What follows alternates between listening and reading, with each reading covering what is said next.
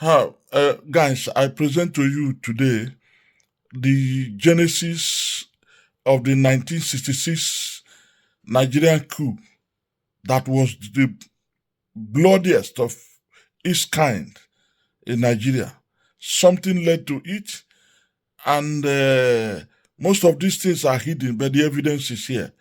I just want to present it to you. It's a long watch, but I encourage you to watch to see the truth behind what happened. It's a kind of dichotomy between the North and South. It is a kind of ethnicity and prebendalism as a result of who is more educated than the other and who is in the officers' corps or the other ranks in the Nigerian army. Just watch it, put your comment down, subscribe to this channel, share it, and understand the root cause of what is even persisting till today in Nigeria. God bless you. Before Nigeria's independence, the colonial government embarked upon transferring the command of the Nigerian army from the British to the indigenous soldiers. This program, known as the Nigerianization exercise, saw the influx of many Nigerians into the military. In the end, the Nigerianization exercise unintentionally stratified the army on ethnic lines. At independence, the Igbos from the eastern region of southern Nigeria constituted 60% of the army's officer corps, while lower positions like the infantry soldiers and NCOs were largely occupied by the Northerners. One of the reasons for this was that the vast majority of Northerners were uneducated. As a result, they couldn't compete with the largely educated Southerners who quickly took up most of the highest positions in the army. Although the educational requirements were largely reduced to accommodate more Northern soldiers, the ethnic hierarchical structure of the army remained largely unchanged. With a civilian government dominated by Northerners and the army officer corps dominated by the Igbos, there was an ever-present risk of a future conflict if one day their interests diverged. The psychology of this relationship would later prove fatal. In 1965, Major General Johnson Agwe Ironsi, a southerner from the eastern region, commanded the entire Nigerian army. At the time, the army had only 2 brigades and 5 battalions. The 1st and the largest brigade, located in the north, controlled the 3rd and the 5th battalions. It was commanded by Brigadier Samuel Ademulegun, a southerner from the western region. The 2nd Brigade, commanded by a formidable northern soldier, Brigadier Zekaria Mayamulari, was located in Lagos, the country's capital. It controlled the 1st, 2nd, and the 4th battalions in the south. During the crisis of the western region that saw the imprisonment of Chief Obafemi Awolowo, the leader of the major opposition party, and the creation of an alliance between the federal government and its rival, Chief SL Akintola, some southern soldiers became deeply involved in politics. To make matters worse, the federal government ordered the 4th Battalion, led by Lieutenant Colonel Agbogo Lajema, to suppress the volatile political unrest in the west. As a result, the officers, especially those from the south, became politicized. Southern officers were more likely to be politicized than their northern counterpart because the government which they saw as corrupt was largely controlled by the northerners. They saw the trial and the imprisonment of Chief Obafemi Awolowo in particular as unjust. One of the southern soldiers who served as an intelligence officer during the trial was Major Chukwuma Kaduna Nzegu. He quickly became obsessed with Awolowo's political ideology. This would lead him and some other officers to plan a revolution that would change the country forever. They planned to overthrow the government, release Chief Obafemi Awolowo from prison, and install him as president. Chief Obafemi Awolowo was, for example, to be released from jail immediately and to be made the executive provisional president of Nigeria. Contrary to popular beliefs, the idea for the coup did not originate with Major Nzegu. In fact, the original conspirators were the following majors: Emmanuel Ifejuna, Donatus Okafor, Christian Hanuforo, Humphrey Shukuka, and Captain Ugbona Hoji. These men were based in Lagos and began to seek co-conspirators stationed in the north, east, and western regions. This led Major Hanuforo to bring his childhood friend and former schoolmate, Major Kaduna Nzegu, into the plot. Nzegu was a chief instructor at the Nigerian Military Training College Kaduna in the northern region. He in turn brought his colleagues, Majors Adewale Ademoyega and Timothy Owatuegu, into the plot. All three had previously served as members of the 5th Battalion in Kano. Solving the unrest in the western region was one of the reasons for the revolution, but up to 2 days before the planned date, the majors had no officer to actualize the operations in Ibadan, the capital of the western region. All attempts to recruit officers from the 4th Battalion in Ibadan were unsuccessful. They instead had to rely on Captain Wobosi, the commanding officer of the 2nd Field Battery in Abeokuta, to travel to Ibadan and carry out the coup. He was also a former schoolmate of Majors Nzegu and Anuforo. The majors were also assisted by some junior officers and NCOs who simply obeyed orders to guard strategic locations without realizing that they were facilitating a military coup. Of all the culprits, Major Ademoyega was the only one that was not of the Igbo ethnicity. He was a Yoruba from the western region.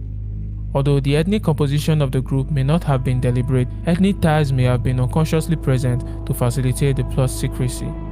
The plotters had similar backgrounds.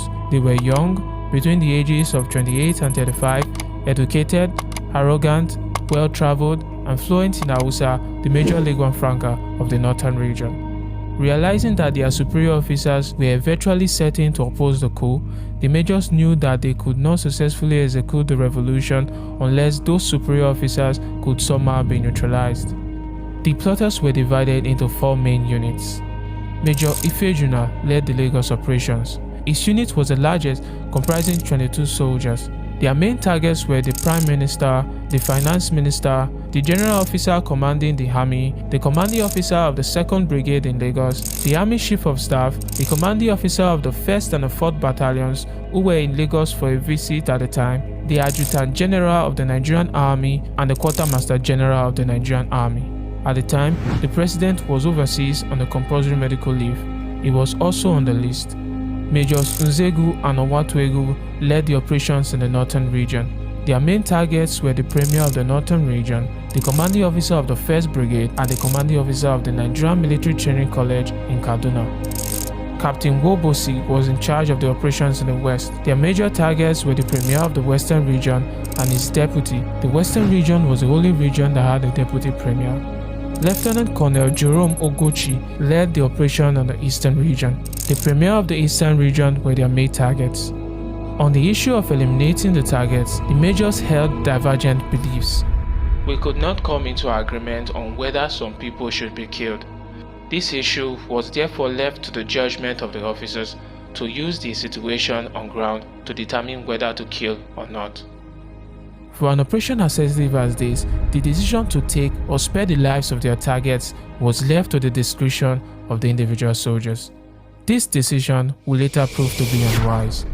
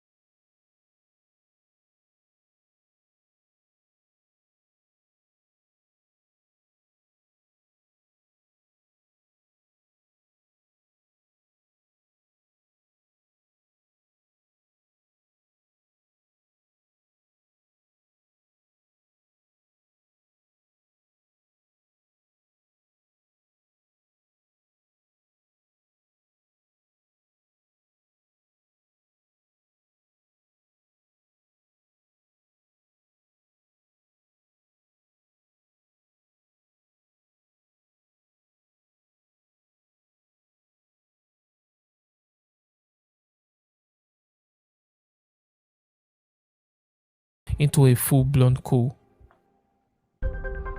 Major Unzegu, assisted by 3 Northern sergeants, fired the Sardauna's residence with anti-tank guns.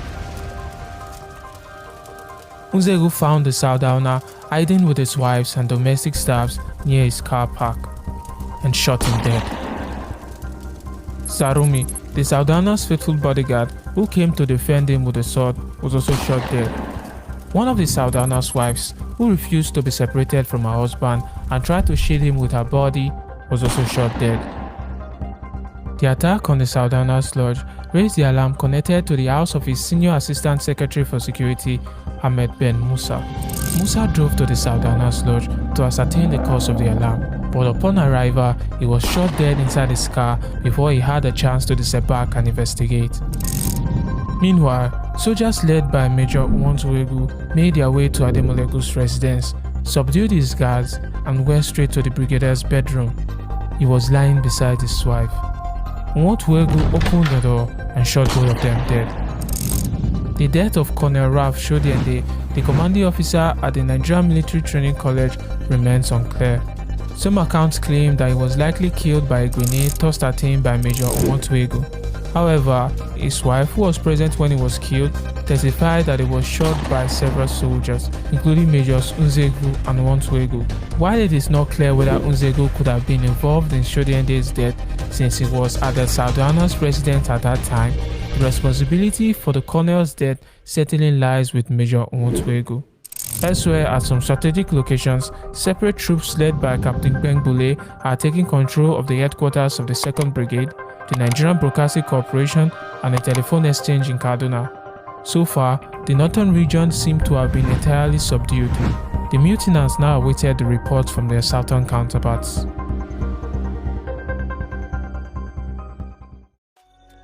In Lagos, on the night of the 14th of January 1966, many senior officers of the army attended the party in honor of Brigadier Malari, the commanding officer of the 2nd Brigade. He was getting married for the 2nd time after the death of his first wife. Also in attendance were some of the coup plotters in Lagos who felt that their absence will elicit suspicion.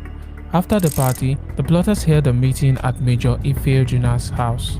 The major acquainted the officers with their plans, and after which they were on the move, everyone on their separate mission. Getting to the Onikan roundabout, Major Ife Juna divided his troops into 3 units. The first, led by 2nd Lieutenant Godfrey Ezedibo, was charged with arresting the Finance Minister, Chief Festus Okotie Ebo, who was then the most corrupt politician in the history of the country. The 2nd unit, comprising 5 NCOs, was left behind to watch over the vehicles and ensure that no other vehicle entered or exited the roundabout during the operation. Major Ife Juna led the 3rd unit to the Prime Minister's residence. Between 2 and 3 a.m. on the 15th of January 1966, Major Ife Juna and some soldiers made their way to the Prime Minister's residence. The intruders overpowered the police officers on guard and forced the ADCs at gunpoint to lead them to the Prime Minister's living quarters. When the Prime Minister opened the bedroom door, he found Major Ife Juna brandishing a gun at him. Ife Juna saluted and informed him that he was under arrest.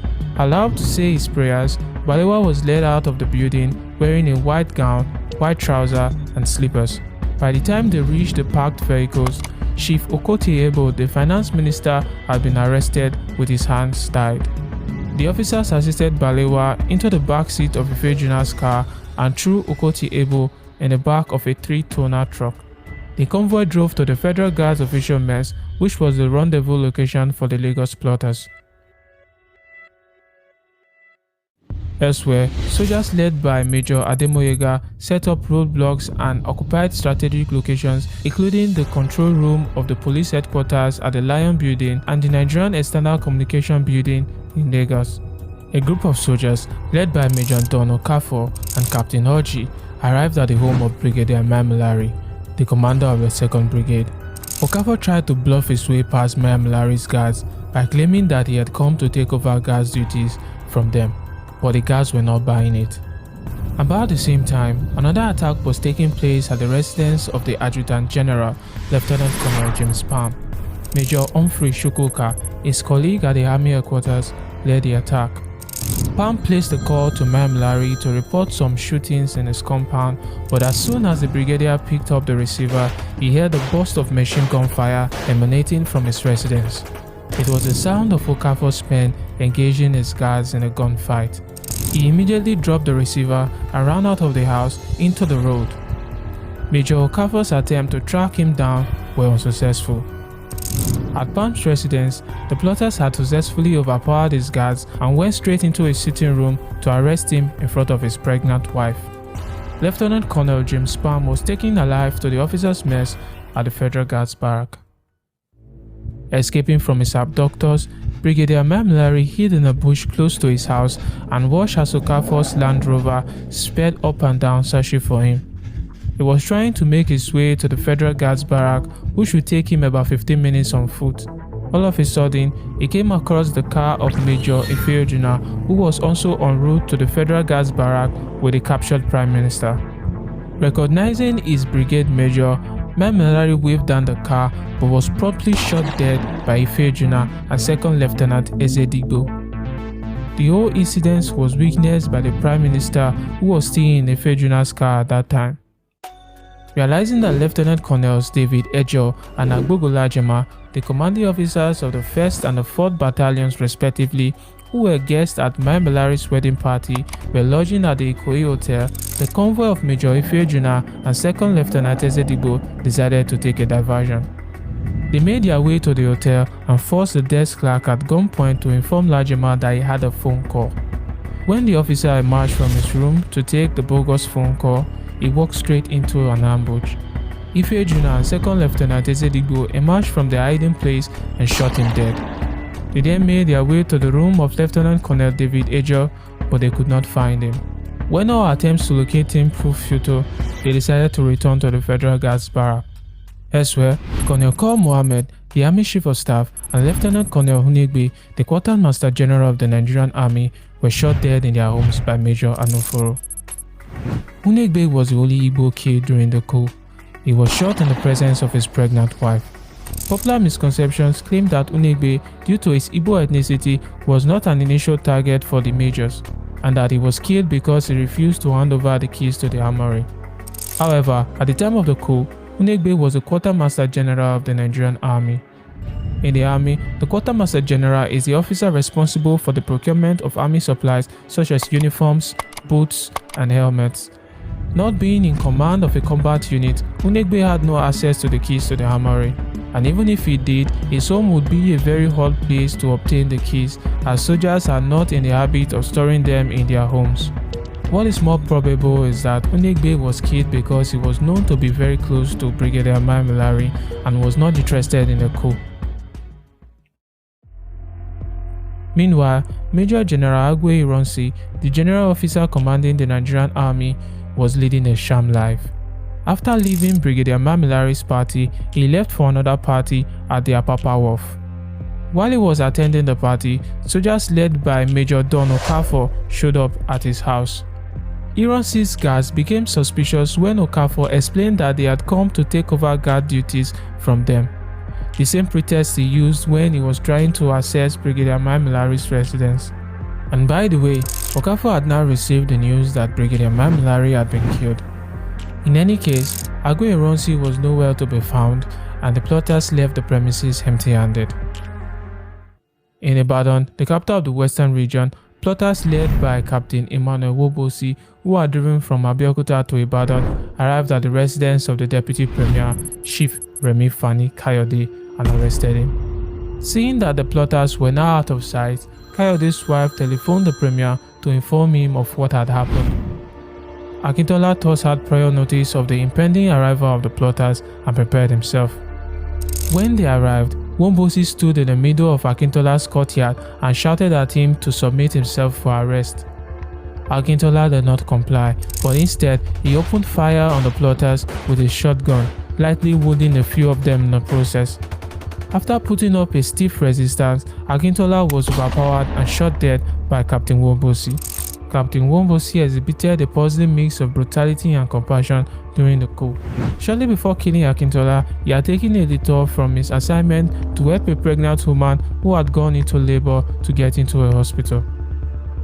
Overnight, Major Ifejuna sent orders to the 1st Battalion in Enugu, asking them to deploy soldiers to take over key installations and arrest some top government officials in both the eastern and the midwestern region. For several hours, the officers in Enugu mulled over the strange but seemingly legitimate order. Finally, they took a position at the Enugu airport in the early hours of the morning. Soldiers under Captain Joseph Eyidigbo headed to Benin, the capital of the Midwest, and placed Chief Dennis Osadebe, the region's premier, under house arrest. Dr. Michael Okpara, the premier of the eastern region, was also arrested. Soldiers led by Lieutenant Uguchi ordered his arrest. At the Federal Guards official mess in Lagos, plotters under Majors Ifejuna, Ademoyega, Anoforo, and Chukwuka met as prearranged, bringing along their captives, which included the Prime Minister, the Minister of Finance, Lieutenant Colonel James Palm, who were still alive, and the bodies of Colonel Col Mohammed and Lieutenant Colonel Agbogola Jema. Anoforo scolded Chukwuka from bringing Lieutenant Colonel Palm to the mess alive, but Chukwuka argued that he had promised Palm's wife that her husband would not come to any harm. By now, most of the targets in Lagos were either dead or under arrest. The majors left the Federal Guards barracks on separate convoys, taking their captives along with them. On the way, Lieutenant Colonel James Palm was told to step out of the vehicle and shot dead by Major Chris Anoforo. When Agwe Ironsi returned from the second party, he received a telephone call from the Prime Minister's residence that the Prime Minister and the Minister of Finance had been kidnapped. Ironsi headed for the Federal Guards barrack and instructed his guards not to let anyone in. When he arrived, he put the Federal Guard soldiers on alert and told them to be battle ready, and instructed the regimental sergeant major in charge not to take orders from any officer other than him. When Major Okafor reappeared at the Federal Guards barrack, he discovered that his men refused to take orders from him. "I just spoke to my RSM just now. He nearly shot me. He said the GOC had been to the barracks, and he commanded the troops not to take any orders from me, and none of them will obey me now. They were even ready to shoot me." Ironsi also went to the police headquarters in Lagos. Unbeknown to him, Major Ademoyega had been at the headquarters and departed only minutes earlier.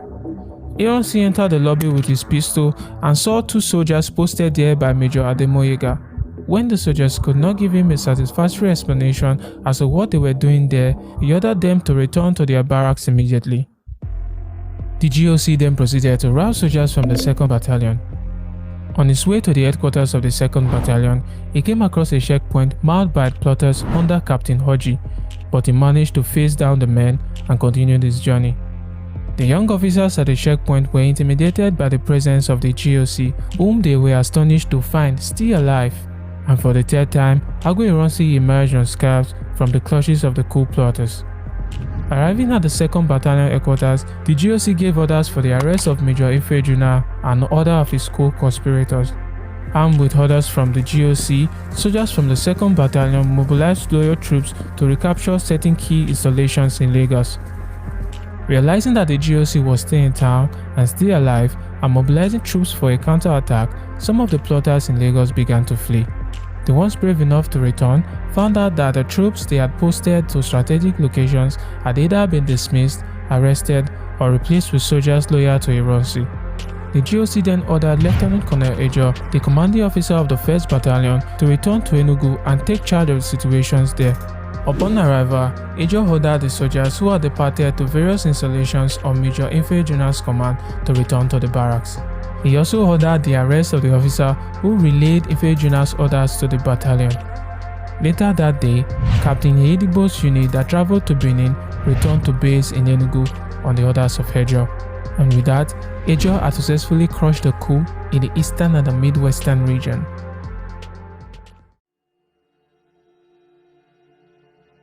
Though Major Nzegu was in control of Kaduna and most of the north, he wasn't in control of the entire north. Lieutenant Colonel Ojukwu, the commanding officer of the 5th Battalion in Kano, refused to cooperate with the major. On the morning of the coup, Ojukwu had received a telegram informing him that the coup was in place. Seeing this, he quickly locked the armory and sent his keys to a relative in Kano for safekeeping before he dared to share the news with his men. When Nzegu asked him to release funds for his soldiers to be paid, he refused. Uzegu then sent Captain Ode, one of his aides, to Kano, but when he arrived, Ojukwu arrested him. Meanwhile, Majors Ademoyega and Anuforo were still on the loose, seeking ways to get past the loyal troops guarding the key areas around Lagos. They decided to head towards Abeokuta, but before they could do so, they needed to get rid of the bodies of Pam and Kor Mohammed, which were still in their possession. The finance minister was also with them and still alive. When they got to a nearby bush, they alighted from their cars and dropped the bodies. Chief Festus Okotihebo was then asked to step out of the car into the bush, where he was shot dead by Major Anuforo. When the majors arrived at Abeokuta, they went straight to the 2nd Wreckage Squadron. On getting there, they found out that they had been betrayed by their friend, Major Obiano, the commanding officer in charge of the squadron. Obiano had turned his men against the plotters and joined with the troops loyal to Agwe-Ironsi. For fear of getting caught or losing their lives, Ademoyega and Anuforo went into hiding. Elsewhere, it was now becoming clear to Major Ifejuna and his men that a coup in Lagos had failed, and since the GOC was still alive, mobilizing troops on every side, the Major felt no point keeping the Prime Minister alive. The convoy came to a halt close to a bush on the Lagos-Abeokuta road. Sir Abubakar Tafawa Balewa, Nigeria's first Prime Minister, was told to step out of the car into the bush. Major Ifejuna brought out his gun and shot him. The Prime Minister fell on the foot of a tree close by, dead. After crushing the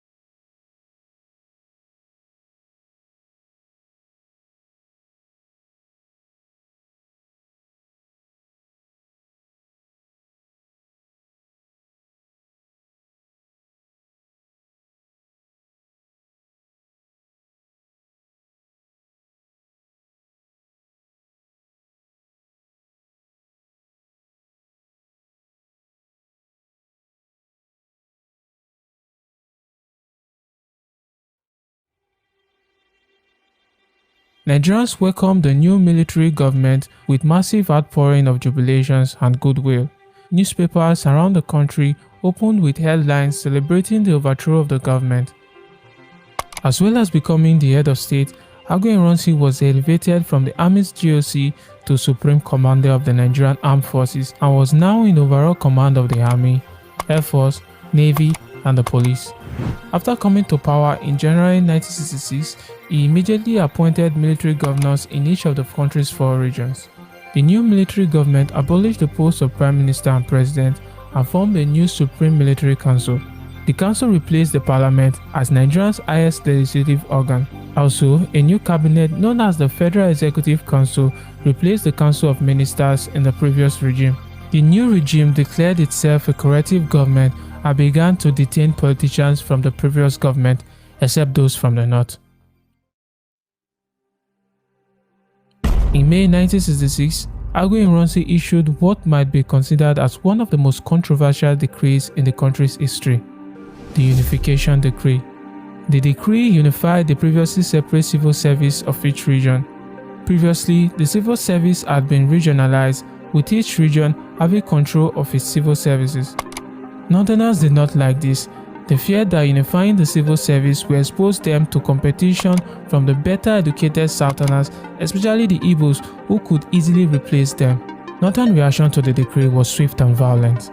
In the same month, Northern mobs took to the streets and protested. Many Igbos living in the north were attacked and murdered. And suddenly, Northerners began to see the coup as an Igbo plot to dominate the entire country. Soon, this ideology would spread to the northern soldiers who had lost some of their brothers and friends to the coup. They now felt the need to avenge the death of their northern colleagues murdered in January. Agui Ironsi's inclusion of some of these northern soldiers in his private security team would ultimately seal his fate. On the 28th of July 1966, barely 6 months into the new regime, a northern soldier by the name of Lieutenant Colonel Murtala Mohammed would mastermind one of the bloodiest coups in Africa's history to remove Major General Agui Ironsi from power. This coup will be famously known as the July Remarch.